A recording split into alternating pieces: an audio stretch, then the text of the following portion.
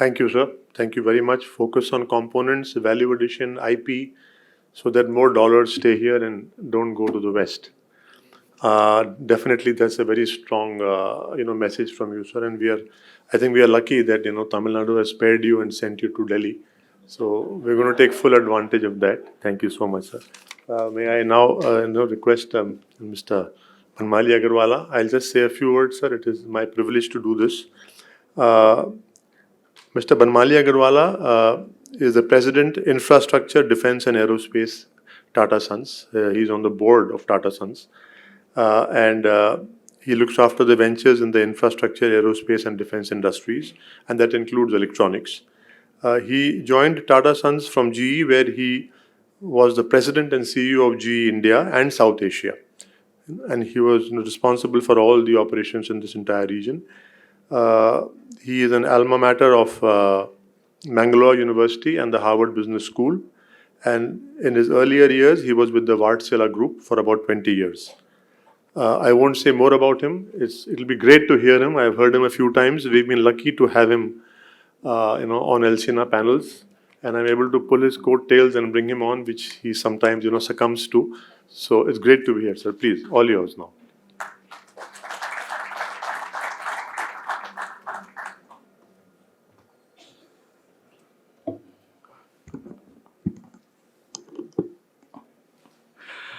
Good morning, ladies and gentlemen. At the outset, it's a real privilege to be here, particularly in the august company of Mr. Krishnan, whom I think everyone over here admires and respects deeply.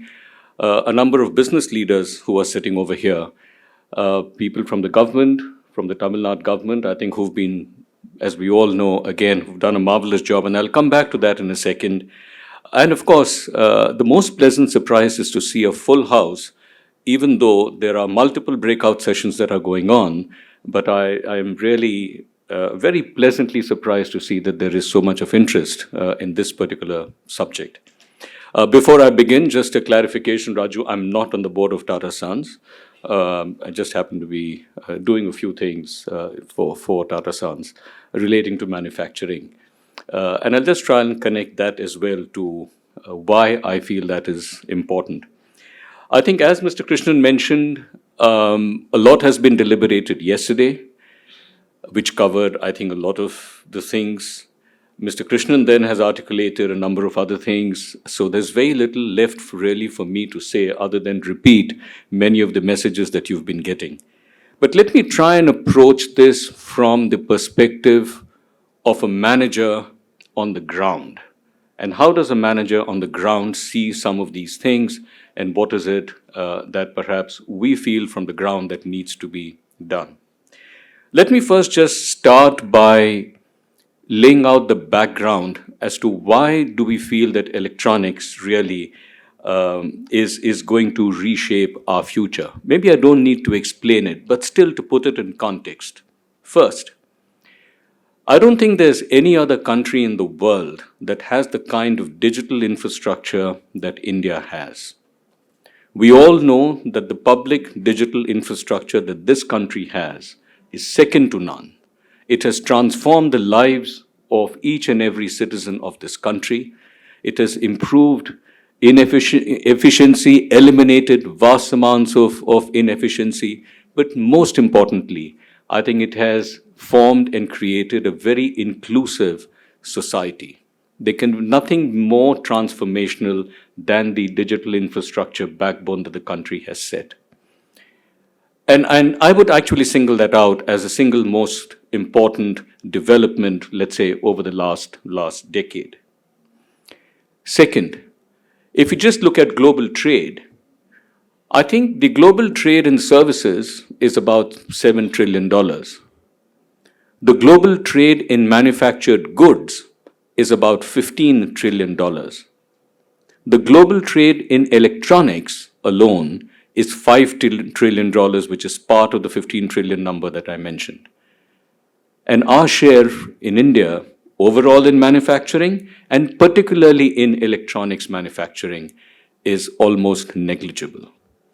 Now, if there is such a large and massive opportunity kind of staring us in the face, I wonder as to why would we not be looking at this opportunity. The third point, and I think is very evident, and I'm not going to harp on it too long, but the fact remains that there is clearly a global realignment of supply chain that's going on. The world is kind of emphasizing certainty of supply over than just cost of supply. And I think if you need to do things on scale, etc., and so on, I think India does. The way we kind of look at returns, because as I said, this is nothing short of nation building.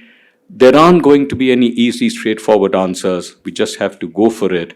Because once we set this base, I think we are set for the future. I would also argue that the tailwinds that we have are here maybe, let's say, a window of, let's say, 5 years, within which time I think we need to lay the foundations. And that foundation needs to be so strong that beyond that, we are really set to take off and we don't have to, again, lose that window or lose that opportunity. In this context, I'd also like to say, and I think the point that Mr. Krishnan was making, we've heard this debate and discussion so many times. Why aren't there Indian brands? Why aren't there Indian names and so on and so forth? And I would say that unless and until we don't manufacture, we are not going to be able to design in a proper manner. And it's only when we get control of our own design will we be able to develop our own brands. The notion that you can somehow leapfrog into design without understanding manufacturing, I think does not reflect a proper understanding of the manufacturing process. It's like somebody saying, I can write a cooking recipe without knowing how to cook. It doesn't work. And I think if we want to develop Indian brands, we had better know how to make. Then we shall know how to design. And yes, sooner or later, then we can graduate to a stage when design itself gets to be such a unique component and feature that, we can then maybe get it made elsewhere. But we've got to simply start by manufacturing. We cannot leapfrog straight into high-end hand design.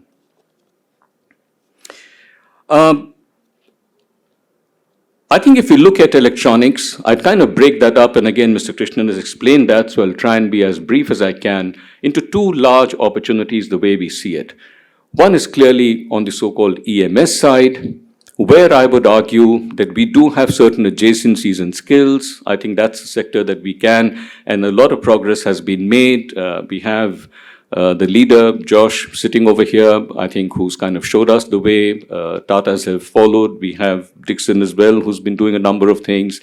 So we have people who've been working in this space for quite a while. But we need to also understand that this kind of manufacturing India has not seen before, where you have a combination of scale and precision and surface finish. The combination of these three coming together in one place is not something that this country is familiar with. We've seen them in individual industries and so on and so forth, but not something that comes together. And we therefore need to gear ourselves up and make sure that we are able to learn on how exactly all this is to be done. And given the entire competitive landscape, let's face it, you cannot work at productivity levels and efficiency levels which are very close to 100%. If not, maybe a few percentage points here or there is in a sense, quote unquote, allowable, but that's it. We cannot afford to be lax, and that's the degree of sophistication and expertise that we need to kind of arrive at. I think Mr. Krishnan made a point about also creation of jobs, because once in a while you hear this, pretty sure it's just a question of time. I see colleagues who are setting up glass factories and other components out here. So just take 350,000 jobs, multiply that by the rest of the ecosystem.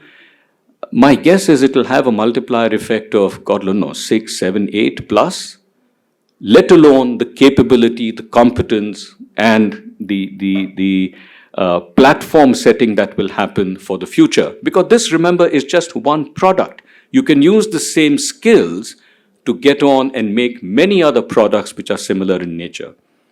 So to argue that EMS or electronics manufacturing is not job creating, is lower end of jobs, etc., I think is again a reflection of not really understanding what manufacturing process is all about.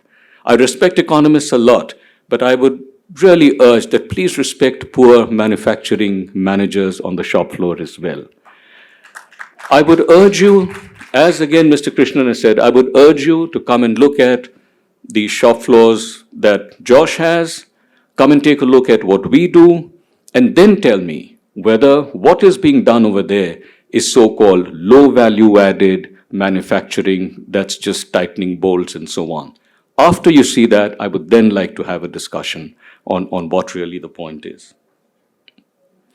The other dimension, of course, of the electronics manufacturing is the entire semiconductor piece.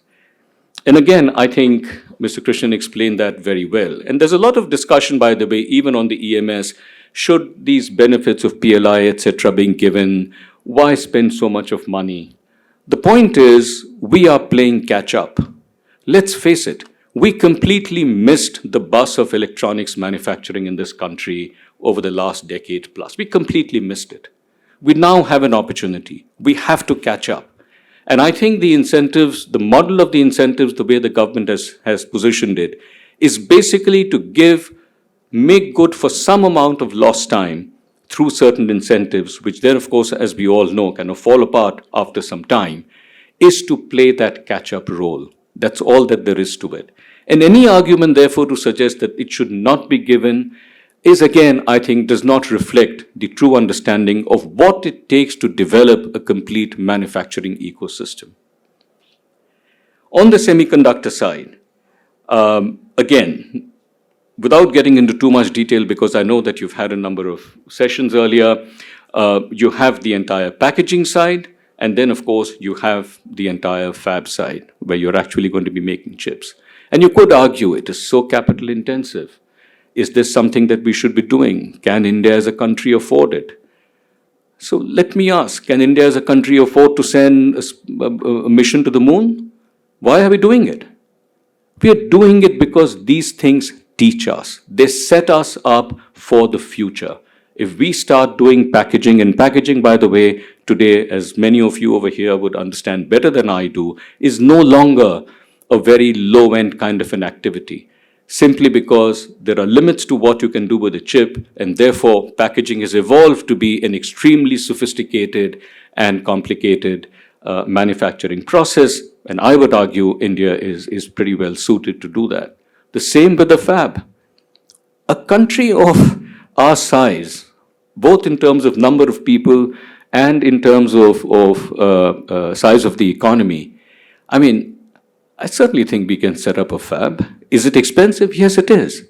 But then someone's got to do it, and it's got to get done. And in this dimension, when it comes to semiconductors, let us appreciate that since we don't have technology, we're going to have to buy it and then develop it on the back of that, let's say, initial step. Technology is not going to be cheap, but we've got to take that step and we've got to move on. I don't think we have an alternative. The last point that I'd like to really make is that why is it that now manufacturing all of a sudden gets to be so, let's say, attractive and interesting? First, I articulated all the reasons in terms of the supporting conditions that we have as a country. But second, in recent memory, I don't think that we've had corporate performance, financial performance, the state of the balance sheet of the country, as well as the state of the lenders and the banking institutions, all doing very well together. Let's face it, this is a capital-intensive business. But I think the conditions to be able to deploy that capital, to raise that capital and deploy that capital, is now there. We do have companies who have the wherewithal to raise that much of capital, who are big enough now. 20, 30, 40 years ago, maybe they didn't have, but today they do. And I think this is the time, and particularly I would urge the Indian industry to really get out of the comfort zones, take on some of these risks, because this, as I said in the beginning, is all about nation building. The other point is, if you go back in history, when I started my career in manufacturing, anyone running a factory 30 or 40 years ago would tell you that just the pain and hassle of running and compliances and regulation, etc., would kill any entrepreneurial spirit that there might have been. You cut to today, and if you just see how is it that all this has evolved, I think it is much faster, it is much smoother. Tamil Nadu is a classic example of how efficiency in the executive and the bureaucracy, which carries on despite a change in political leadership, has encouraged so much of investment to come in and so much of development to happen. And it is no surprise that as a consequence, the earning levels in the state, all the other social indicators, etc., in the state have also improved. And I think this is really an example of how maybe other states in the country should follow and make sure that I think we succeed. My last point, and with finish, I see a lot of eyes at me, is that our biggest asset that we have is our people. There's no question about that. But we need to have a workforce that is productive. And I would just leave you with a thought that I'm not sure, while skills are important, but more important than skills is going to be the basic education levels in people in terms of numeracy, in terms of discipline, in terms of attitude.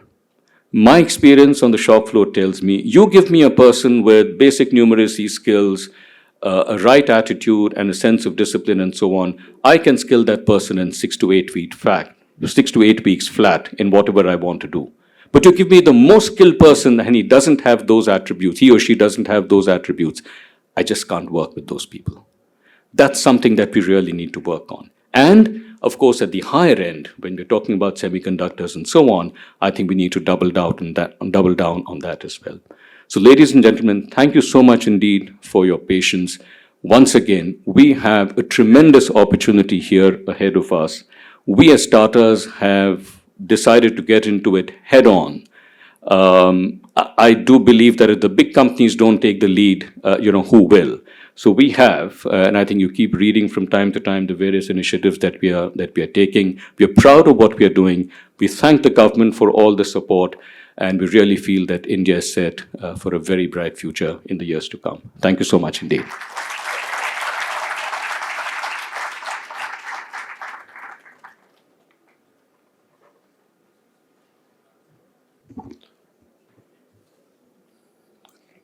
Thank you, Banmali ji. I think the emphasis on manufacturing is very clear.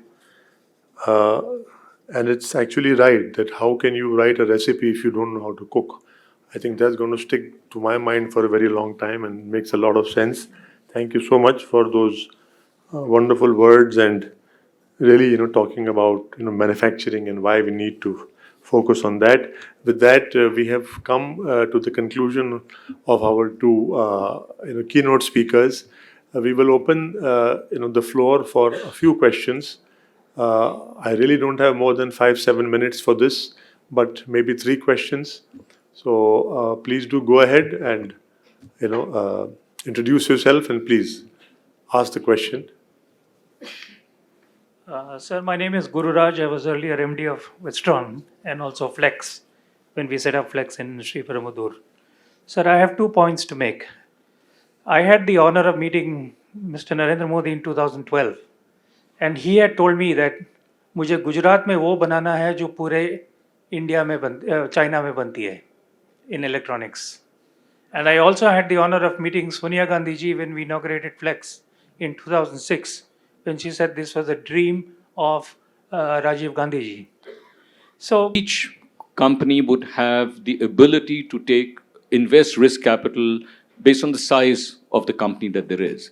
And I'm just urging that lean a little harder, stretch a little more based on whatever be the capacity and the ability that a company would have to invest, and look at it with a long-term perspective than a very short-term, return perspective. That was the point that I was making.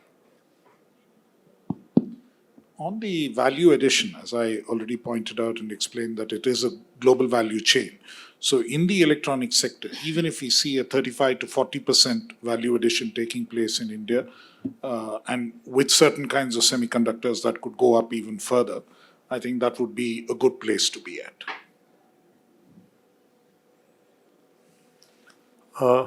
Next, anybody else, please? Yeah, please. So you said component manufacturing is very important. So how do you bring component manufacturing here? Do you think you can build the component manufacturing through FDI investments, or we learn from foreign companies, or are you expecting Indian companies to build their own components? It's more like the assets to cook. So are we going to learn from the chefs, or we are going to be amateur cooks? So what is the best way to go around it?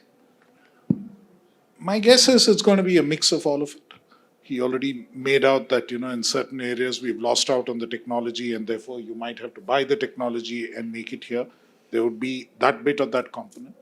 There could be also other cases where, in earlier times when the electronics manufacturing in India was fairly strong, there are certain elements of the components which were getting made in India, and those could again be revived in some form through suitable support mechanisms. So it'll be a mix of both. Some of the technology you buy out and make it here, some of the technology you develop based on what is already pre-existing. Would you like to add? If I may just add to what Mr. Krishnan said, I think one of the trickiest aspects when you're setting up a new facility is demand, right? Now, here we have a situation where demand is not an issue. There's ample scale and demand for from a value chain perspective, for anything that you might want to set up. Now, it's a question of, can you do it yourself if you have some adjacent skills, or partner? I think those are choices that, everyone can make. But the one most critical factor about ample demand is a risk which is off the table, which is, I think, a huge place for any investment to happen.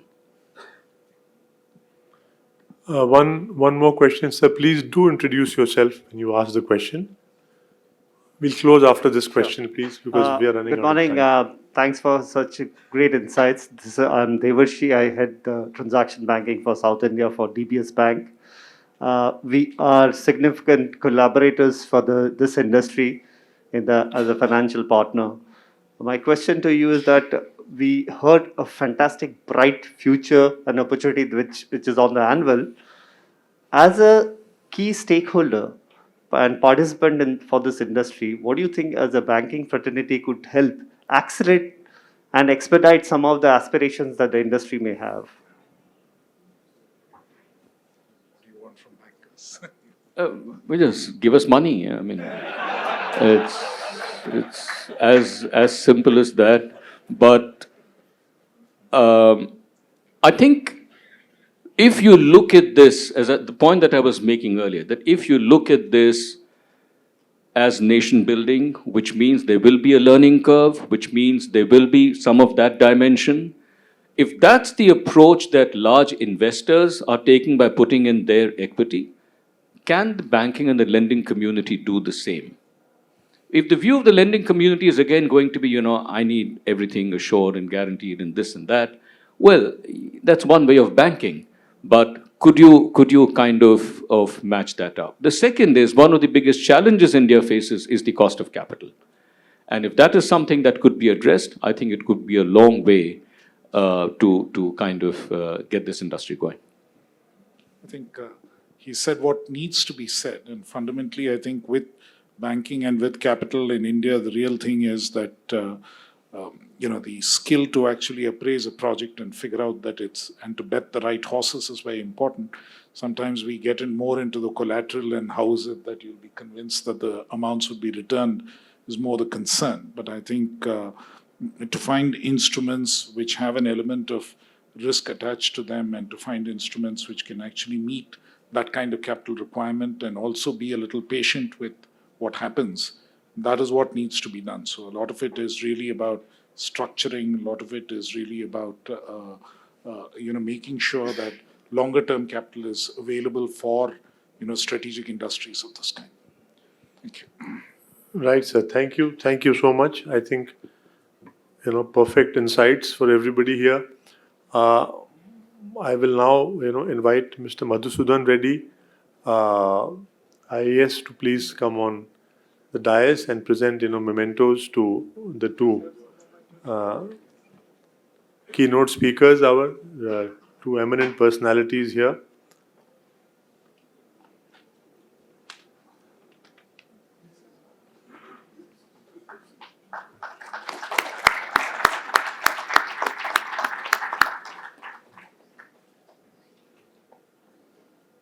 Is that a memento of the bull race that happens in Chennai? Huh, it is? Okay, oh, that's nice.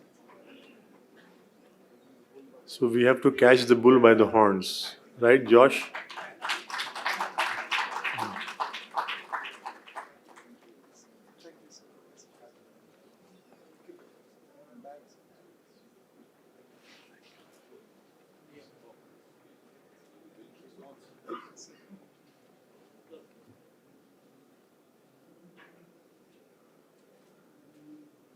Thank you so much, sir. I would, request you to kindly stay back with us as far as possible and take a seat in the front row. Whatever time you have, please do. And I will now request the panelists to come on the dais. We have to, that is an important part of the session. So I'll first request the chair of the session, Mr. Atul Lal, to kindly come on the dais.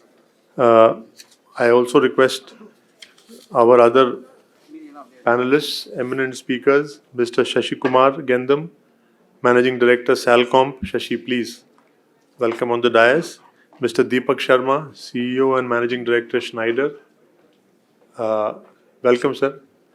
It's nice to see you in a suit. The other day we saw you in a different attire, but great to see you. Thank you so much for being with us. Dr. Shriram Srinivasan, Executive Director, Sirma SGS Technology and Engineering Services. Dr. Shriram and Mr. Bob Buttermore, Senior Vice President and Chief Supply Officer, Rockwell Automation. Wish you all the best, sir, for your investment plans here.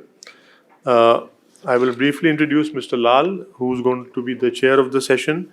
Mr. Atul Lal is the Vice Chairman and Managing Director, Dixon Technologies India Limited, which has created history of sorts in the last 5 to 7 years, becoming one of the largest companies in the country in this area and a global company. Mr.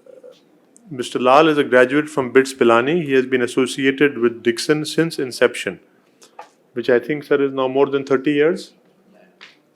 So he's been walking along with Mr. Sunil Vachani, I think, each step of each step. So, and they've come this far. With nearly 3 decades of experience in EMS, he has served as a member of the Technical Evaluation Committee for Electronics Manufacturing Services under MSIPS of MIT.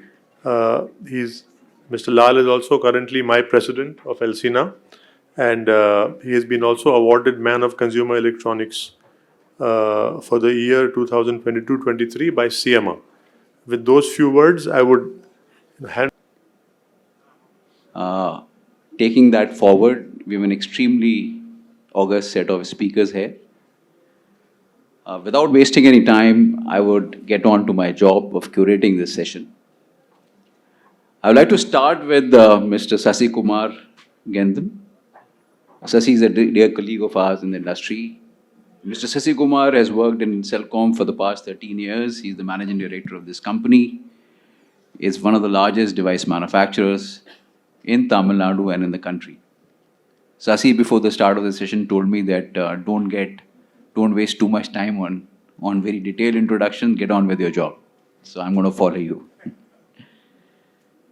So, Sasi, I think we all realize in the industry that devices manufacturing